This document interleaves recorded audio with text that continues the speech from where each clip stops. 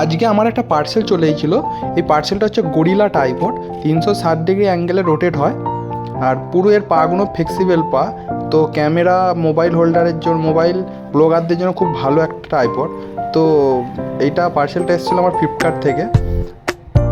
এটা আমার থেকে দাম নিয়েছিল 500 টাকা।